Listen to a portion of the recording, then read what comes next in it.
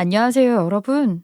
제가 정말 너무나도 어이가 없는 일이 있어서 이렇게 헐레벌떡 여러분들에게 제 이야기를 들려드리려고 찾아오게 되었어요. 사실 시간은 조금 지난 일이기는 하나 저에게는 아직 어제처럼 생생한 일이라서 이렇게 사연을 올려보게 되었어요. 이 이야기는 제가 결혼을 준비할 때 있었던 일이기는 한데 진짜 상상을 초월하는 이야기라 제가 마음 정리하는 데에만 2년이라는 시간이 걸리게 되었네요. 그러니까 사건은 지금으로부터 2년 전에 일어난 일이고 아직도 가슴이 벌렁벌렁거리는 이야기라 심호흡부터 차분하게 하고 이야기를 시작해 보도록 하겠습니다. 아무리 진정을 해보려고 해도 그때만 생각하면 무슨 주마등이 스쳐 지나가는 사람처럼 가슴이 콩닥콩닥 뛰니 이게 바로 외상 후 스트레스인가 싶기도 하네요. 얼마나 큰 사건이길래 이렇게 장황하게 이야기를 하나 궁금하시죠? 지체 없이 바로 이야기하도록 하겠습니다. 정말 기가 막힌 이야기니까 끝까지 한 글자도 상황도 시기도 놓치지 말고 저를 잘 따라와 주시기를 바라겠습니다. 저는 지금 30대 중반의 여성이고 이 사건이 일어나던 시기에 저는 30대 초반, 그러니까 어떻게 보면 아직은 미성숙한 성인이라고 볼 수 있는 과도기에 있던 시기였어요. 저희 집 같은 경우는 제가 초등학생이던 시절부터 편의점을 운영해오고 있었는데 그전에는 만화책방도 해보시고 비디오 대여점도 해보시고 여러 가지를 해보셨어요. 그러다가 동네 사람들이 오고 가며 생필품을 팔 수 있는 슈퍼를 운영하시다가 편의점이라는 게 막 떠오르기 시작하면서 편의점으로 직종을 바꾸셨습니다. 한마디로 동네 슈퍼를 하다가 대기업의 맛을 보고 편의점으로 전환을 하시게 된 경우죠. 나름 자리가 괜찮기도 하고 편의점이라는 자체의 상품들도 있고 그 당시에는 슈퍼보다 편의점이 훨씬 깨끗한 이미지였기에 저희 가족이 먹고 사는데 문제 없을 만큼은 버셨어요. 거기다가 저희 부모님께서 따로 아르바이트생을 쓰지 않고 돌아가시면서 편의점을 돌보셨기 때문에 어찌 보면 인건비가 줄어들어서 그만큼 남는 돈이 더 있었을지도 모르겠네요. 물론 저희 부모님이 너무 바쁘셨기 때문에 저랑 동생은 늘 서로를 챙기며 돈독한 우애를 다지며 살았어요. 지금은 워낙 편의점이 많기도 하고 상품 자체가 잘 나오니까 다들 당연시하게 생각하지만 그때만 해도 편의점이 많지 않아서 신기해하는 사람들도 있었답니다. 저희 부모님의 평생 직장이자 자랑거리인 편의점. 저와 제 동생을 대학까지 졸업시킨 든든한 삶의 기반이었으니까요. IMF로 인해서 모든 사람들이 힘들어하던 시절에도 꿋꿋하게 버텨준 곳인데 저희 부모님의 애정도도 남다를 수밖에 없었어요. 저는 대학을 졸업한 이후에 대학원에 재학 중이던 시절에 남편을 우연히 알게 되었는데 이 또한 무척이나 운명 같은 만남이 아닐 수 없었습니다. 대학원생이 엄청 바쁘다고 하지만 방학 동안에는 조금 널널해지는 건 사실이거든요. 다들 해외 연수를 떠나기도 하고 하는데 저는 쉬고 싶은 마음이 굴뚝 같아서 따라가지 않았어요. 물론 해외 연수에 다녀오는 게 경력이 쌓이는 일이라 무조건 따라가야 하는 게 맞다고들 하지만 저는 다른 계획도 가지고 있었거든요. 2달이라는 시간 동안 저는 어디도 가지 않고 푹 쉬면서 저희 부모님을 도와서 편의점 일을 도와드리고 있었어요. 저희 부모님께서 아침 저녁으로 번갈아 가며 편의점을 운영하셨는데 물론 주말에는 아르바이트생을 쓰긴 했지만 평일에 2분이서만 운영을 하니 피로도가 심하셨거든요. 나이가 하나둘 먹어가면서 점점 체력적으로도 힘들어하는 게 눈에 보여서 방학만큼은 제가 부모님의 일을 도와야겠다고 생각을 하고 있었죠. 그래서 저는 평일 오후 타임에 부모님께 산책이라도 하실 수 있게 제가 도맡아서 일을 하기 시작했는데 그때 알게 된 손님이 바로 저희 남편이랍니다. 남편이 편의점에 담배를 사러 들렀다가 일을 하고 있는 저를 보고 글쎄 첫눈에 반해버리고 말았다고 하더라고요. 물론 듣는 저도 민망한 이야기이긴 합니다. 2달을 매일같이 거르는 일 없이 편의점에 들렀는데 제가 대학원으로 복귀를 하면서 하루아침에 사라지니까 남편 마음에 조바심이 나게 된 거죠. 일을 하고 계시던 저희 부모님께 여기서 일하던 알바생 누구냐, 어디 갔냐, 이것저것 물어보다가 제가 부모님 딸이라는 걸 알게 된 겁니다.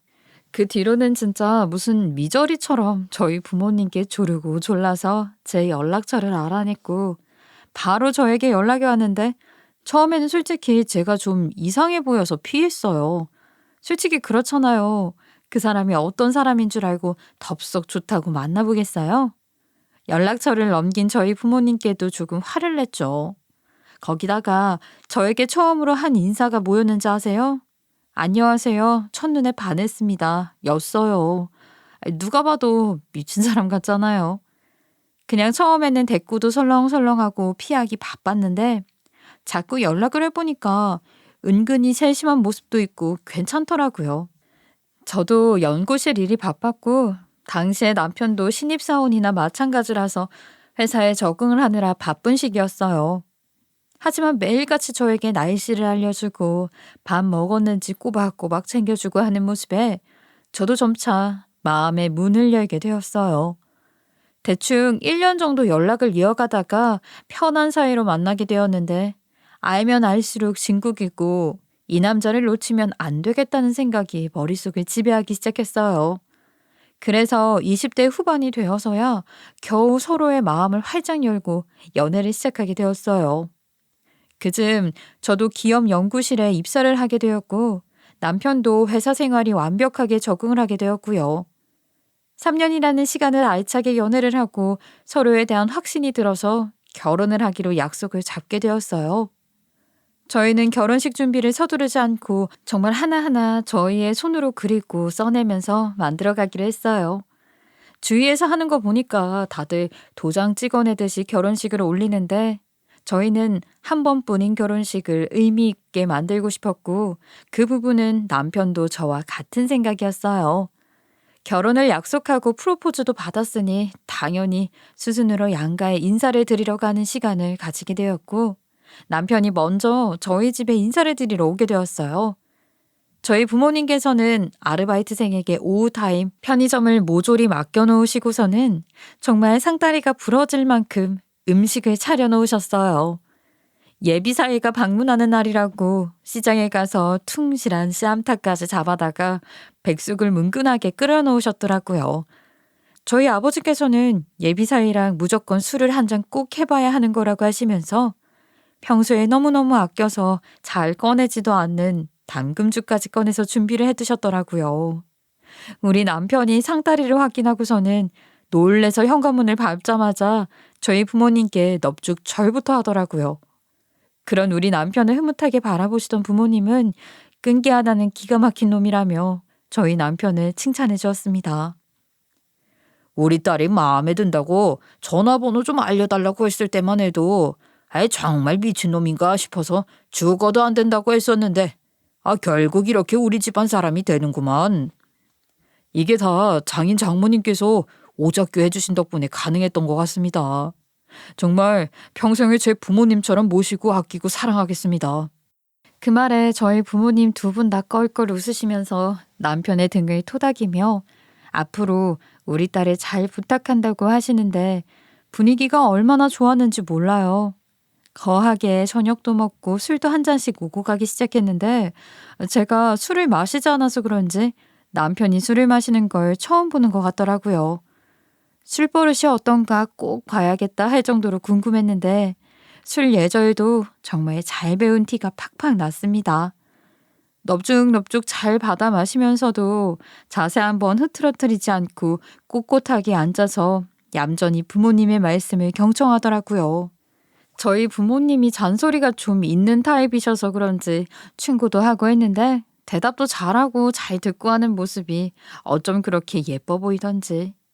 그래, 내가 사람 하나는 정말 진국으로 잘 골랐구나 싶을 정도로 너무 괜찮은 태도를 보여주었어요.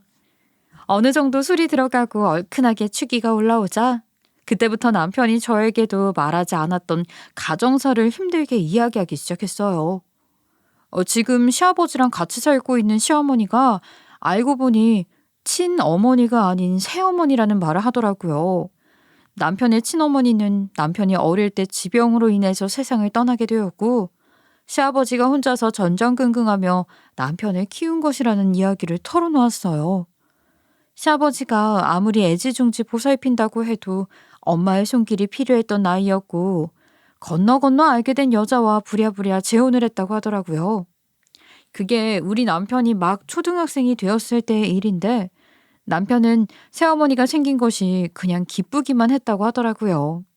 그때 당시에 시아버지는 배를 타면서 어업을 하는 사람이었기에 남해 바다가 한눈에 들어오는 시골 마을에서 살았다고 했어요.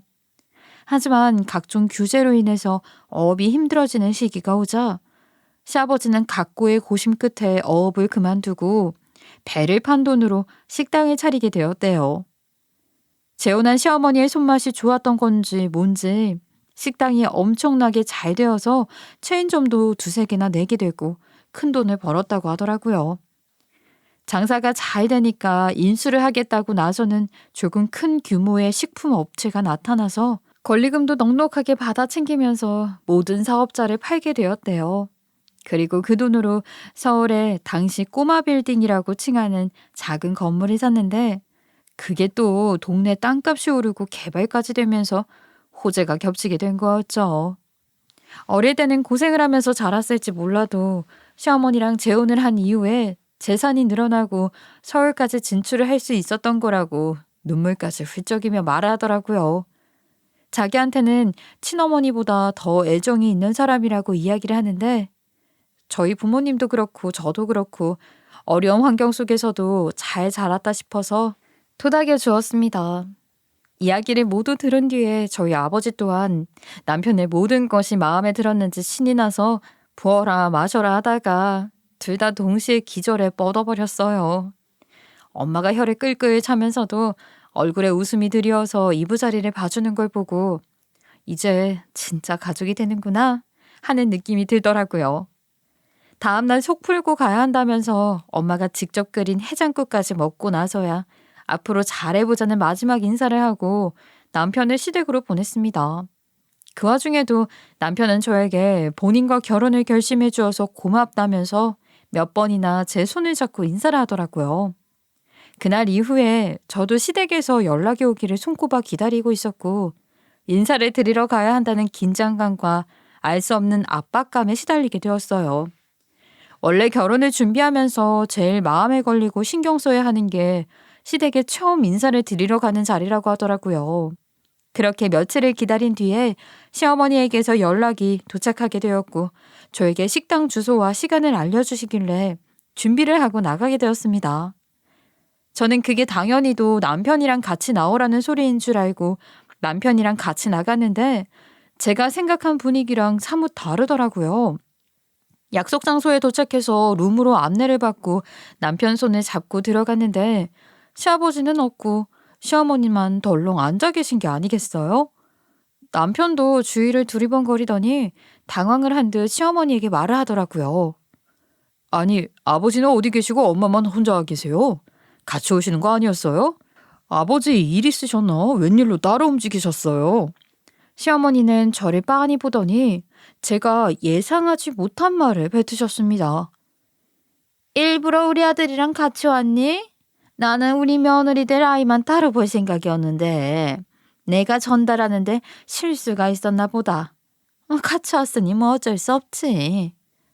시어머니가 저에게만 따로 연락을 해서 보자고 한 거라고는 상상도 못했던 거죠. 남편은 이미 저희 집에 인사를 드린 뒤였으니까 당연히 눈치를 채지 못했어요. 근데 저만 나오라고 했다는 그 말이 이상하게 가슴 한구석에 찝찝함으로 남아있게 되더라고요. 남편이 제 표정이 살짝 굳어지니까 시어머니를 향해서 농담조로 너스레를 떨며 분위기를 바꾸어 보려고 노력하기 시작했어요. 아, 우리 엄마 너 없는 사이에 며느리 기강이라도 잡아보려고 그러는 거야? 그러지 마요. 내가 정말 아끼고 사랑하는 사람이니까 우리 엄마도 우리 와이프 예뻐해주고 사랑해줬으면 좋겠어. 이제 한 가족이 되는 거잖아. 아들, 그렇게 말하면 엄마가 서운하지. 우리 아들을 엄마가 얼마나 애지중지 키웠는데? 내가 뭐 시집살이를 시키겠니? 그저 따로 한번 보는 게 고부간의 사이에도 도움이 될 것 같고 해서 그랬던 거야. 아유, 어서 앉으렴. 하지만 시어머니의 행동은 말이랑 따로 놀기 시작했죠. 분명 고부간의 사이를 돈독하게 다지기 위해서 저를 불러냈다고 하셨는데 말입니다. 식사가 차려진 이후에 정말 저랑은 눈 한 번 마주치지 않으시고 말을 아끼면서 밥만 드시더라고요. 저는 시어머니가 저를 별로 좋아하지 않는다는 걸 느끼게 되었죠. 그 자리가 갑자기 가시방석에 앉은 것 마냥 불편해지기 시작하는데 맛있는 음식이지만 맛을 못 느끼겠더라고요. 거기다가 남편의 친어머니가 아니라는 걸 이미 알아버려서 그런 건지 시어머니와 남편의 닮은 구석이 하나도 없어서 더욱 뻘쭘하게만 느껴졌어요. 제 뻘쭘함과는 무관하게도 남편이랑 시어머니는 둘이 화기애애한 분위기를 유지하면서 식사를 하더라고요. 우리 남편이 시어머니를 진짜 잘 따르긴 했던 건지 살갑게 굴면서 이 반찬 저 반찬 골고루 시어머니를 챙겨주는데 애교 많은 아들로 컸구나 싶어서 빤히 쳐다보고 있었어요. 제 시선이 과하게 느껴진 건지 뭔지 시어머니가 갑자기 저에게 의기양양한 얼굴로 눈을 쳐다보고 이야기를 하시더라고요. 왜? 우리 아들이 나만 챙겨주니까 질투가 나서 미치겠니? 우리 아들이 이렇게 애교쟁이로 자란 게 다 누구 덕이게? 내가 하나하나 가르친 거야. 너는 참 좋겠다. 내가 다 가르쳐둔 아들만 쏙 데려가서 살면 돼서. 너 하는 일이 뭐라고 했지? 연구원? 저한테 핀잔이라도 주는 것처럼 이야기를 하시더니 갑자기 직업 이야기로 넘어가니까 제가 차마 앞에 말에 반박을 할 시간이 없더라고요. 시어머니가 은근히 비꼬아대며 말을 돌려대는데 제가 다시 한번 짚었다가는 싸우자는 이야기로밖에 안 들릴 것 같았거든요. 그래서 저는 그냥 어색하게 웃으면서 지금은 기업 연구실에서 일을 하고 있다고 대꾸를 하자 시어머니가 미간을 살짝 찌푸리면서 고개를 끄덕이셨어요. 그래 뭐 직업은 그나마 좀 나았네.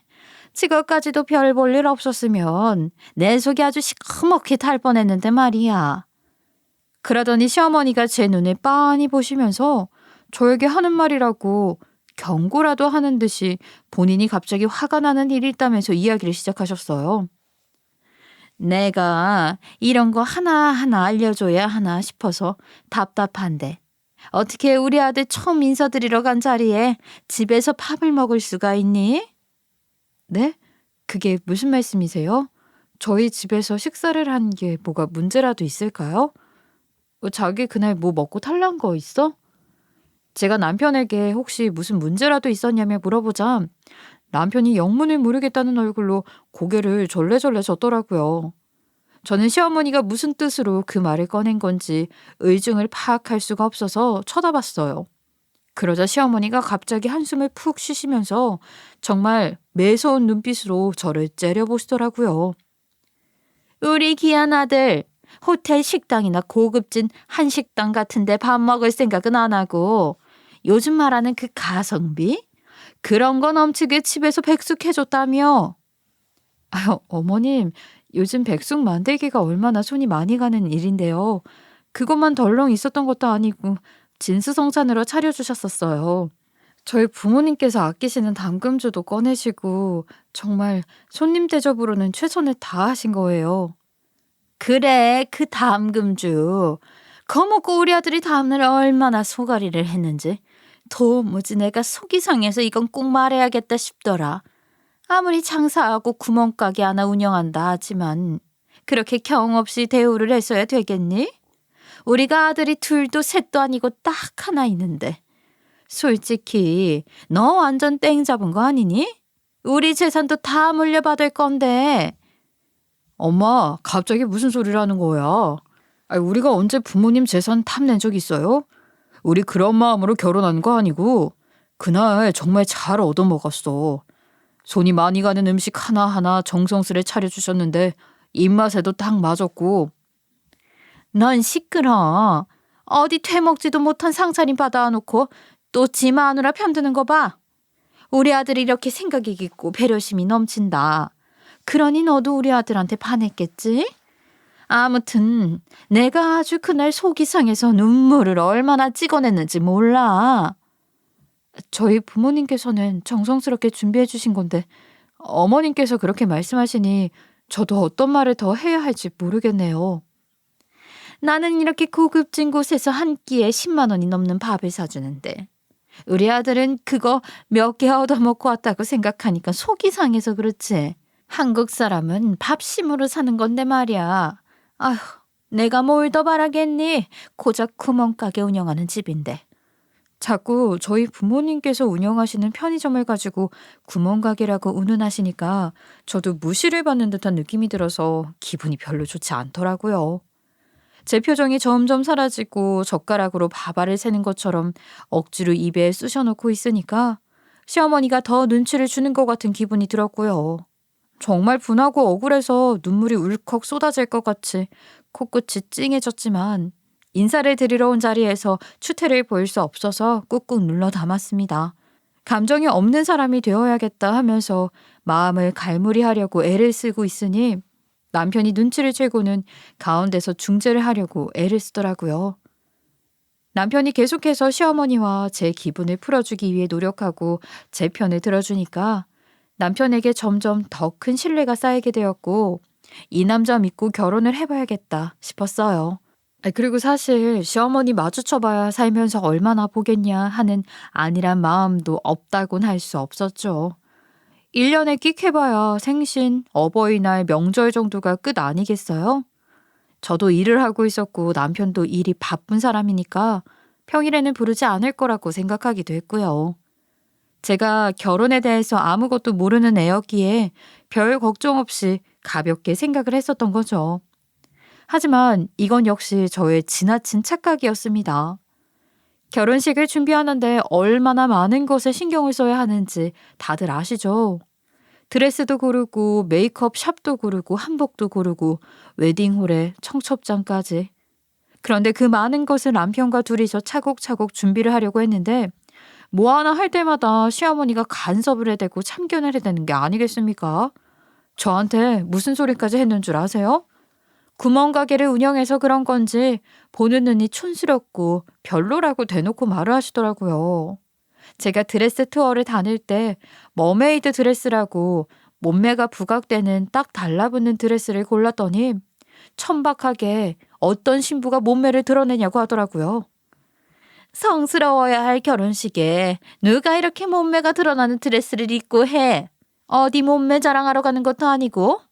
예, 너무 천박해 보인다. 이거 빼라. 그러면서 저에게 아주 펑퍼짐해서 오히려 뚱뚱해 보이는 벨라인 드레스를 저에게 권하시더라고요. 근데 저는 결혼식에 대한 로망도 있었고 꼭 머메이드 형식의 드레스를 입고 결혼을 하고 싶었기 때문에 우물쭈물하고 있었죠.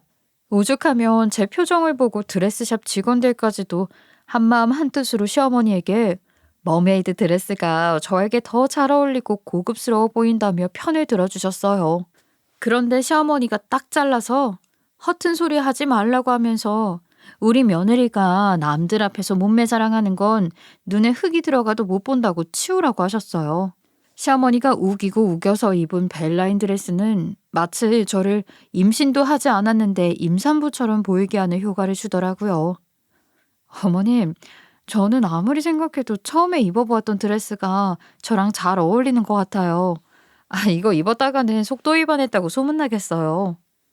사실 제 말에 시어머니도 동의를 하는 것 같았지만 본인 고집을 끝까지 우기고 싶었는지 핀잔을 더 주더라고요. 보통은 이런 거 입으면 회사해 보이고 예쁘던데 집안의 급이 달라서 그런 건가? 정작 고급진 건 뭔지도 못 알아보고 아휴, 네 마음대로 해.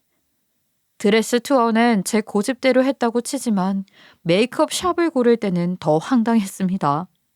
제가 마음에 드는 샵으로 이미 다 골라놨는데 시어머니가 또 트집을 잡더라고요. 자기가 다니는 미용실이 있는데 거기서도 신부 화장을 한다면서 자기가 원하는 샵으로 가자고 저에게 말을 하시더라고요. 제가 고른 샵은 너무 젊은이들 취향에 맞춰져 있어서 본인 화장이랑은 안 어울린다고 하시는데 시어머니의 갈매기 눈썹을 보는 순간 이건 아니다 싶었어요. 돌아버릴 것 같은 일은 한복을 고를 때도 있었는데 원래 신랑 측 혼주 한복은 푸른색 계열, 신부 측은 붉은색 계열로 입는 게 정석 아니겠어요? 나한테 어울리는 색이 꽃분홍색인데 도대체 신랑 측 한복은 푸른색으로 입어야 한다고 누가 정한 거니? 나도 분홍색으로 화사하게 입고 싶구만. 내가 퍼런 거 입으면 얼굴색이 칙칙하게 죽어서 안 어울린다 이거야. 그러지 말고 둘 다 붉은색으로 입는 건 어떨까 싶은데. 한복 대여점에서도 그렇게 한 쌍은 빌려주기 어렵다고 딱 잘라 말을 하니 시어머니가 또 궁시렁거리면서 푸른색 한복을 집더라고요. 솔직히 우리 시어머니는 피부가 하얀 편이 아니라서 꽃분홍색을 입으면 불타는 고구마 같거든요. 푸른색 입는 게 훨씬 잘 어울리셨어요.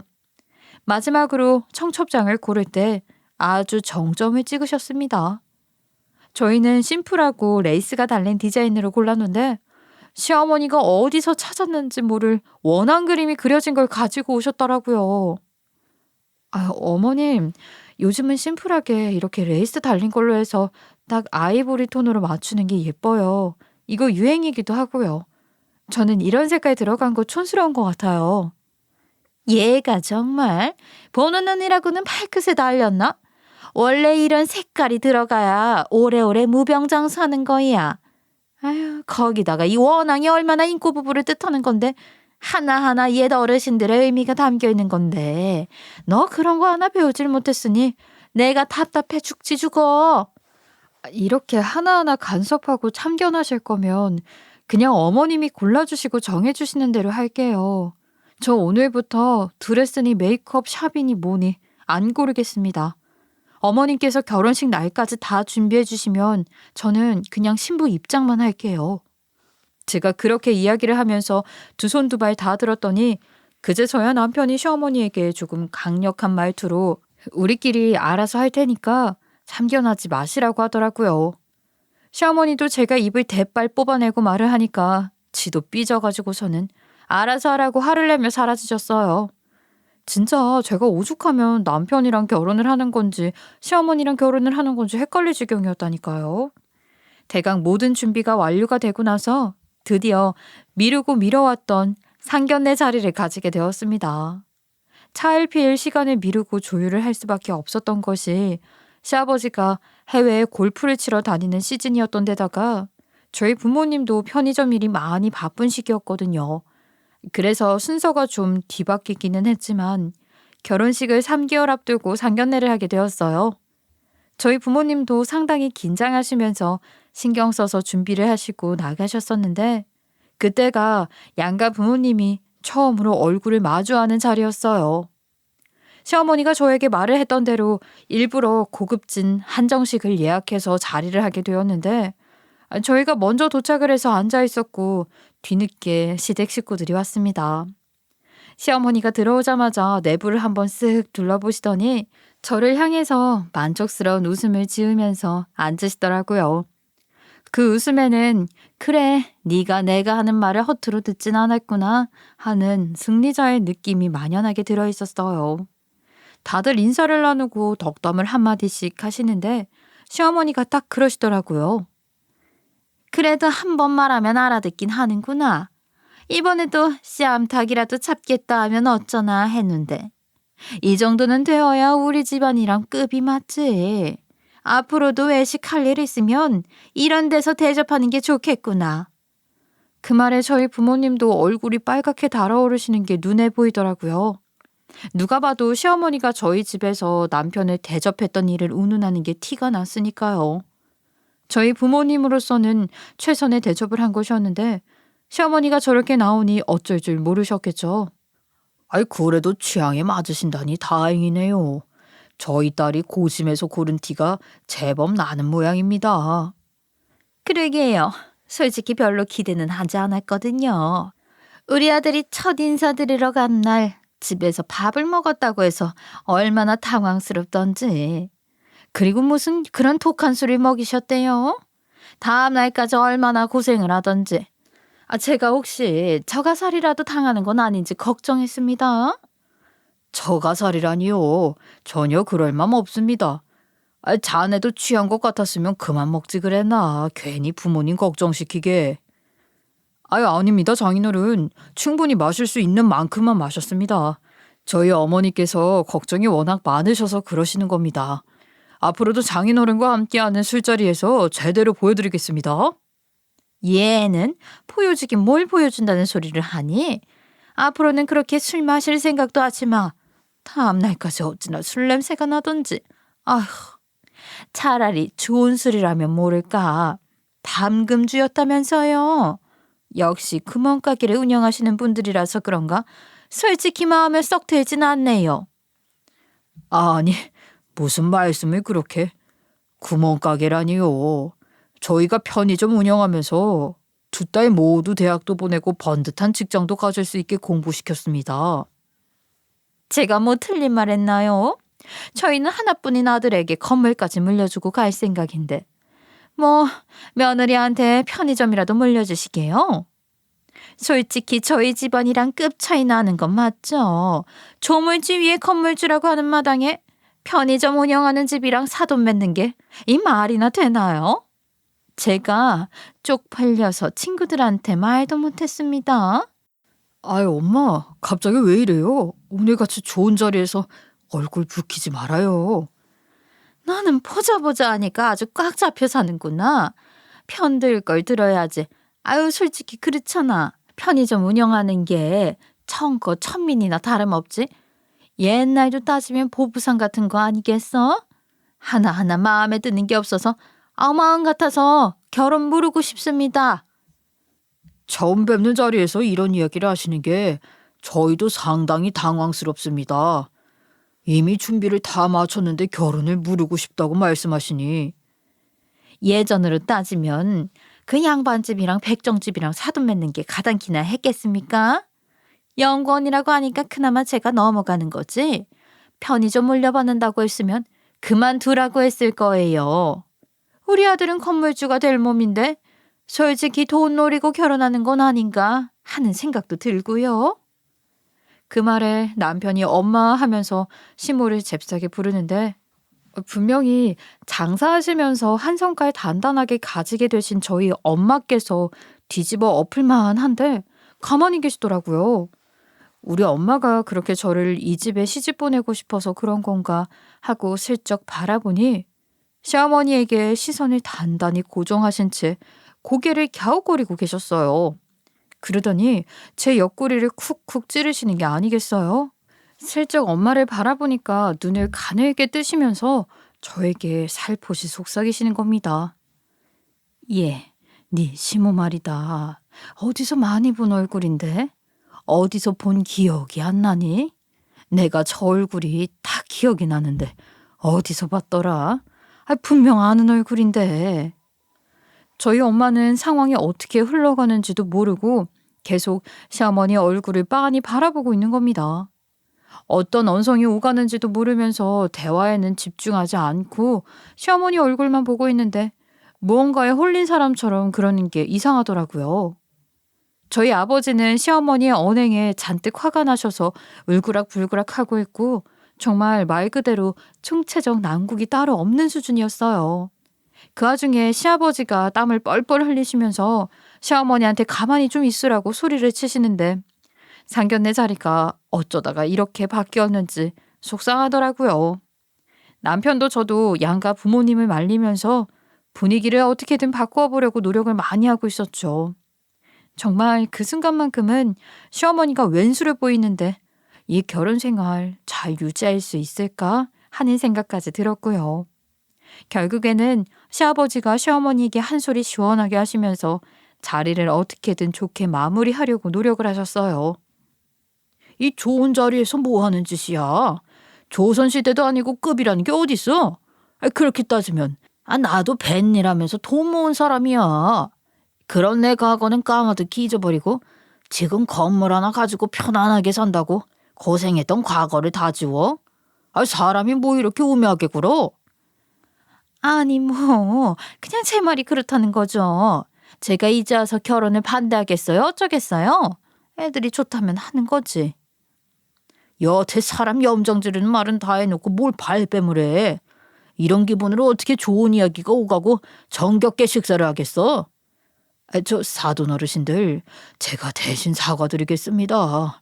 나중에 다시 자리를 마련하는 게 좋겠네요. 죄송합니다. 제가 집에 가서 집사람 단단히 단속하겠습니다. 다시 한번 죄송합니다. 시아버지가 고개를 숙이고 나오자 저희 부모님도 한꺼풀 화가 나셨던 게 누그러진 게 눈에 보였고요. 별다른 소리 없이 다음에 다시 자리를 하기로 했어요. 시어머니는 끝까지 자존심을 굽히지 않으려고 들리는 듯 들리지 않은 듯 궁시렁거리셨지만 남편까지도 시어머니를 쏘아보니까 별말 못하더라고요. 끝까지 본인 가족만 귀한 줄 아는 사람이라는 걸 깨닫게 되어서 저도 걱정이 이만저만이 아니었어요. 그날 집에 수학 없이 돌아오게 되었는데 아버지는 그래도 시아버지의 진심이 담긴 사과에 어느 정도 화가 누그러진 것처럼 보였어요. 저에게 시집살이를 당하면 어떻게 할 거냐고 몇 번이나 물어보셨지만 사실 시집살이에 대한 대처를 제가 미리 한다고 뭐가 달라지겠어요. 그때그때 현명하게 따지고 드는 수밖에 없겠거니 하고 사는 거죠. 하지만 저희 엄마는 계속 나사 하나 빠진 사람처럼 굴었습니다. 중얼중얼거리면서 계속 시어머니가 낯이 익다고 말을 하는데 집에 와서도 그 생각이 멈추질 않았는지 계속 곰곰이 생각을 하시더라고요. 그러더니 갑자기 화들짝 놀라는 소리를 내시면서 기억이 났다는 듯 집 밖으로 뛰쳐나가길래 저는 순간 엄마가 무슨 귀신에게 홀리기라도 했나 하는 생각이 들었어요. 저도 상견례 자리에서 일어난 일들 때문에 피곤함이 몰려와서 엄마를 차마 따라갈 생각도 못하고 멍하니 집에서 엄마가 돌아오길 기다리고 있었죠. 그리고 한 30분쯤 지났을까요? 엄마가 땀을 뻘뻘 흘리면서 무슨 종이 뭉치를 막 들고 오더니 종이를 하나하나 살펴보시더라고요. 그게 뭔가 싶어서 옆에 붙어서 보고 있는데 깜짝 놀랐죠. 그 종이 뭉치는 바로 공개 수배 전단지였습니다. 예전에 저희 부모님께서 편의점을 운영하시기 전에 이것저것 하시다가 슈퍼를 오랜 시간 운영했다고 했었잖아요. 그 당시에는 TV에서도 그렇고 곳곳에 공개 수배 전단지 같은 게 붙어 있었던 게 당연하던 시절이었어요. 경찰서에서도 사람들이 많이 오가는 장소에 일부러 보란 듯이 공개 수배 전단지를 붙여놓곤 했었는데 저희 슈퍼에 동네 사람들이 많이 오고 가니까 경찰이 부탁을 했었거든요. 많은 사람들이 보고 익숙해져야 범인을 검거하는 데 도움이 될 거라고 공개 수배 전단지를 슈퍼 문 앞에 붙여달라고요. 엄마는 좋은 게 좋은 거니까 하는 마음으로 범인 검거에 도움이 되겠다는 시민의식을 가지고 매번 문 앞에 공개 수배 전단지를 붙여놓으셨었어요. 새 전단지가 나오면 기존에 있던 것들을 떼어버리고 새 걸로 교체를 하셨었는데 그 전단지들을 버리지 않고 혹시 몰라 하나하나 모아두셨던 거죠. 편의점으로 바꾸시고 나서도 범인을 잡는 데 도움이 될지 어떻게 하냐고 하시면서 그 전단지들을 버리지 않고 전부 모아두셨던 겁니다. 정말 집중력을 끝까지 끌어올린 사람처럼 하나하나 얼굴을 확인하는데 저는 영문을 몰라서 그런 엄마를 지켜보고만 있었죠. 그런데 엄마가 갑자기 찾았다 하는 소리와 함께 저에게 갑자기 전단지를 들이미는데 그 맨 밑에 젊었을 시절의 얼굴이긴 한데 낯이 익은 사람이 떡하니 있더라고요. 보니까 이름이 다른 이름이긴 했지만 얼굴이 우리 시어머니의 얼굴이었어요. 그 전단지가 아주 오래된 전단지이기도 했고 배포가 되었을 당시에 사기를 쳤던 게 아니라 더 훨씬 과거에 사기를 쳤던 사건에 대한 수배지였어요. 한마디로 시모가 아주 어린 시절에 사기를 치고 도망을 쳤었다는 이야기가 되는 거죠. 수배범이 10년간 잡히지 않아서 공개 수배로 수사가 전환이 되고 수배지가 이리저리 붙은 것이었어요. 원래 공개 수배를 내리려고 하면 안 잡힌 지 몇 년 이상이 되어야 한다는 조건이 있다지 뭐예요?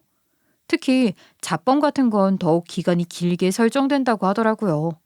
그러니까 시기상으로 정리를 하자면 시어머니가 사기를 쳤는데 몇 년이나 잡히지가 않아서 공개 수배로 명단에 올라가게 되었고 그 사이에 시아버지랑 재혼을 한 거죠. 남해에서요. 약간 머릿속에서 퍼즐이 싹싹 맞춰지는데 시어머니가 사기를 치고 도망간 동네에서 우연히 시아버지를 만나서 결혼을 했구나 싶더라고요. 그래도 그게 가능한 일인가 의심을 하고 있었는데 저희 엄마가 그러는 거예요.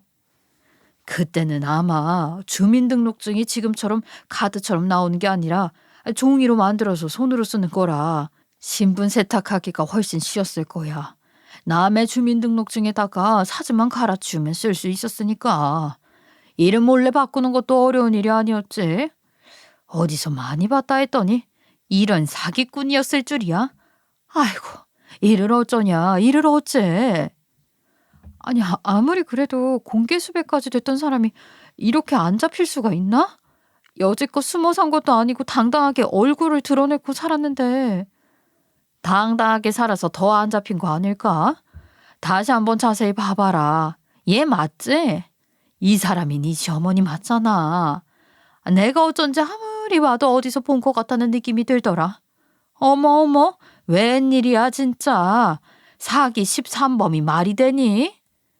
제 눈으로 확인을 하긴 했지만 그래도 영 믿기지가 않아서 바로 남편에게 연락을 해서 어릴 때 부모님하고 찍은 사진이 있냐고 물어보았어요. 남편이 앨범 한가득 있다고 말을 하길래 아무렇지 않게 어릴 때 사진이 너무 궁금하니까 부모님과 함께 찍은 사진을 보내달라고 말을 했어요. 남편이 별 의심 없이 저에게 초등학교 시절에 찍은 사진을 보내주는데 정말 엄마랑 저랑 둘 다 경악을 하고 말았어요. 가해맥이 눈썹이 진하게 그려진 그 얼굴은 수배 전단에 있는 얼굴과 똑같은 얼굴이었거든요. 그러니까 이게 진짜냐 실화냐 하고 저도 몇 번이나 되물었는데 시어머니가 그 수배범이었던 거죠. 저희가 경악을 하고 있는 동안 남편은 저에게 다음 주에 다시 식사를 하자고 약속을 잡자고 하더라고요. 저랑 엄마는 결단을 내려야 할 시기라고 생각했죠. 괜찮다고 이야기를 하고 일주일을 두근거리는 마음을 진정시키지 못하고 기다렸고 약속 당일에 전단지를 챙겨서 약속 장소에 나가게 되었습니다. 식사 자리에 도착하니 이번에는 시댁 식구들이 먼저 와서 자리에 앉아 있는데 시어머니의 입이 도날드 덕처럼 튀어나와 있더라고요. 시아버지가 아무 소리도 하지 말고 밥만 먹으라고 한 건지 정말 군소리 없이 식사만 하시더라고요. 언제 이 이야기를 터뜨릴까 눈치만 보고 있는데 갑자기 시어머니가 눈앞에 놓인 술잔을 들고 원샷을 하더니 입을 여셨어요. 내가 친엄마가 아니라서 지금 참견도 못하게 하는 거예요? 내가 뭐 틀린 말을 했냐고.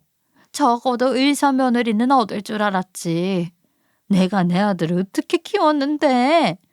그 말이 끝나기 무섭게 이때다 싶었는지 저희 친정엄마가 수배 전단지를 들이밀면서 시어머니에게 말했어요. 정과 13범이 아이를 키워봐야 어떻게 키웠겠어요. 급으로 운운하기 전에 본인 과거부터 돌아봤어야지. 우리는 평생 성실하게 살아온 사람이야. 남의 등 쳐먹고 도망가서 숨어 살던 사람들은 아니라고. 그 말에 시어머니의 얼굴이 시퍼렇게 질리더니 눈을 파르르 떨더라고요. 시아버지가 이게 무슨 소리냐는 얼굴로 전단지를 낚아채서 확인을 하더니 시어머니에게 믿을 수 없다는 표정으로 어떻게 된 일이냐고 묻더라고요. 시어머니는 아무런 말도 하지 못하고 남편도 충격을 받았는지 전단지를 몇 번이나 확인하더라고요. 내가 혹시 몰라서 수배 전단지들을 모아놨기에 망정이지? 도대체 몇 년을 숨어 산 거야? 적어도 30년을 숨어 산 거 아니야? 이런 사기꾼 집안이랑 어찌 연을 맺겠어요? 정말 시아버지랑 남편이 충격에 입을 다물지 못하고 시어머니가 표독스러운 얼굴로 저와 친정엄마를 쳐다보더라고요. 자리에서 벌떡 일어나더니 음침한 사람들이라면서 이걸 어디서 구했냐고 조작한 거 아니냐고 말도 안 되는 헛소리를 하는데 그 자리에 있던 사람 아무도 안 믿었죠. 몇십 년이 지난 종이가 얼마나 빛이 바라겠어요. 그렇게 낡은 흔적을 일부러 따라하려고 해도 따라할 수가 없지 않겠어요? 아무도 믿지 않으니 갑자기 시어머니가 시아버지의 발 밑에 매달리더라고요. 여보, 내가 과거에 아무것도 모를 때 철없을 때 저질렀던 일이야. 나 지금은 과거 청산 다 하고 우리 아들 키우면서 회개도 했어. 내가 그동안 문제없이 조용히 당신 내조하면서 살았던 거 잘 알잖아. 아니, 나 아니었으면 식당 운영했겠어? 건물 살 수나 있었겠냐고. 그럼 지금 정과 13범이란 게 사실이라는 소리야? 아이 도대체 이 젊은 시절에 13범이면 얼마나 어릴 때부터 빵에 들락날락한 거야? 그러더니 시아버지가 남편에게 당장 경찰을 부르라고 소리를 치는데 시어머니가 울면서 경찰은 부르지 말아달라고 난리를 치더라고요. 하지만 그런 시어머니의 말을 누가 들어주겠어요? 남편은 허망한 얼굴로 배신감을 참지 못하며 경찰을 불렀고 정말 금방 경찰이 도착을 했어요. 저희가 준비해간 수배 전단지를 확인하고 시어머니의 본래 주민등록번호를 조회하더니 지문 검사를 해본다고 하더라고요. 정말 우리나라 경찰들 대단하죠. 그 오래된 사건을 까먹지도 않고 다 등록해놓고 있다니. 30년이 지난 수배범인데도 바로 확인 절차를 마치더니 하루 만에 유치장에서 구치소로 수감이 되더라고요. 시어머니가 시아버지에게 제발 변호사를 선임해달라고 울고불고 매달렸다는데 시아버지는 변호사는커녕 당당하게 이혼 소장부터 들이밀었다고 하시더라고요. 결국 시어머니는 재판을 받게 되었는데 여태 숨어 살고 죄를 뉘우치지 않은 점이 죄질이 더욱 나쁘게 만들었다는 이유로 법정 구속까지 당했습니다. 시아버지는 그 이후에 교도소 면회 한번 가지 않았고 교도소에서 날라오는 시어머니의 편지까지 전부 싹 반송해버리더라고요. 이혼 소송은 당연히 물 흐르듯 잘 흘러가서 처리가 끝났고요. 저랑 남편은 이런 어수선한 분위기에서 식을 올리는 건 아닌 것 같다는 생각에 결혼식을 미루려고 했어요. 하지만 시아버지와 저희 부모님이 결사 반대를 하시면서 결혼식을 미룰 일이 뭐가 있겠냐고 하셔서 어영부영 결혼식까지 올리게 되었어요. 첫 단추가 이상하게 끼워진 느낌이 없지 않아 있었지만 저랑 남편은 서로 믿고 결혼식을 올렸고 지금은 결혼한 지 2년이라는 시간이 흘렀어요. 제가 이 사연을 올리게 된 이유는 우리 시아버지가 얼마 전에 정말 좋은 분을 만나서 재혼을 한 번 더 하게 되어서 과거가 모두 청산된 느낌이라 저도 털어내려고 올리게 되었어요. 우리 시아버지가 그 이후로 충격을 꽤 많이 받으셔서 외롭게 집구석에만 계시길래 제가 일부러 시아버지 모시고 이곳저곳을 돌아다녔거든요. 취미생활도 한번 해보시면 좋겠다 싶어서 난을 키우는 모임에 보내드렸는데 거기서 만난 좋은 분과 연애를 하시게 됐고 가족들끼리 조촐한 혼인식도 올렸습니다. 저희 부부도 그날 큰 충격을 받았지만 서로 의지하며 잘 견뎌냈고 이제는 슬슬 아이를 가져볼까 계획하고 있답니다. 저희 부모님은 여전히 편의점을 운영하시며 잘 지내고 계시고요. 시아버지는 저희가 아이를 낳으면 건물을 저희에게 증여해 주시겠다고 하셨어요. 아, 그리고 교도소에 수감이 된 그 여자는 아직 나오려면 몇 년 더 있어야 한다고 하더라고요. 이래서 죄를 짓고 살면 언젠가는 그 죄값을 치르게 된다는 것 같습니다. 부디 앞으로는 죄 짓고 살지 않기를 바라며 두 번 다시 우리 가족과 마주치는 일은 없었으면 합니다. 제 이야기 들어주셔서 감사하고요. 저의 사연 여기서 마치겠습니다.